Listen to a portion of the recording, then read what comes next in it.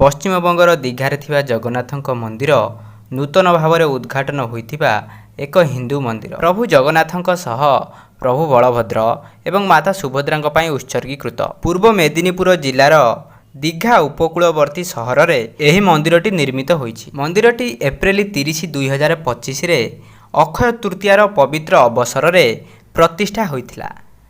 ମନ୍ଦିରଟି 65 ମିଟର ଉଚ୍ଚ ଏବଂ ଦୀଘାରେ ସମୁଦ୍ରକୂଳ ନିକଟରେ 20 ଏକରରେ ପରିବ୍ୟାପ୍ତ। ରାଜସ୍ଥାନର ବଂଶୀ ପାହାଡ଼ରୁ ଆସିଥିବା ଗୋଲାପୀ ବାଲି ପଥରର ବ୍ୟବହାର କରି ନିର୍ମିତ ହୋଇଛି, ଯେଉଁଥିରେ ଜଟିଳ କାରୁକାର୍ଯ୍ୟ ଏବଂ ପାରମ୍ପରିକ ଆକୃତି ରହିଛି। କୁହାଯାଏ, ପରିଚାଳନା ବାବଦରେ ପଶ୍ଚିମବଙ୍ଗର ମୁଖ୍ୟ ସଚିବଙ୍କ ଅଧ୍ୟକ୍ଷତାରେ 27 ଜଣ ସଦସ୍ୟ ବିଶିଷ୍ଟ ଟ୍ରଷ୍ଟି ବୋର୍ଡରେ ମନ୍ଦିରର କାର୍ଯ୍ୟ ପରିଚାଳନା କରିଛି। ସଦସ୍ୟମାନଙ୍କ ମଧ୍ୟରେ ଇସ୍କନ, ସନାତନ ଧର୍ମ, ରାମକୃଷ୍ଣ ମିଶନ ଏବଂ ଅନ୍ୟାନ୍ୟ ଧାର୍ମିକ ଏବଂ ପ୍ରଶାସନିକ ସଂସ୍ଥାର ପ୍ରତିନିଧିମାନେ ଅନ୍ତର୍ଭୁକ୍ତ। ମନ୍ଦିରର ପରିସରରେ ଅତିଥି କକ୍ଷ, ବିଶ୍ରାମ କ୍ଷେତ୍ର, ଏକ ପ୍ରଶାସନିକ କୋଠା, ଏକ ପୋଲିସ ଆଉଟପୋଷ୍ଟ ମଧ୍ୟ ଅନ୍ତର୍ଭୁକ୍ତ। ଦୀଘା ଜଗନ୍ନାଥ ମନ୍ଦିରକୁ ଧାମ ନାମ ସଂଯୋଗରେ ବିଭିନ୍ନ ଶଙ୍କରାଚାର୍ଯ୍ୟ ପ୍ରତିକ୍ରିୟା ପ୍ରକାଶ କରିଛନ୍ତି। ପ୍ରଭୁ ଜଗନ୍ନାଥଙ୍କର କେବଳ ଗୋଟିଏ ଧାମ, ତାହା ହେଉଛି ଜଗତର ନାଥ ଜଗନ୍ନାଥଙ୍କର ପୁରୀ ଧାମ। ଶଙ୍କରାଚାର୍ଯ୍ୟ ବାରଣ କରି କହିଛନ୍ତି ଯେ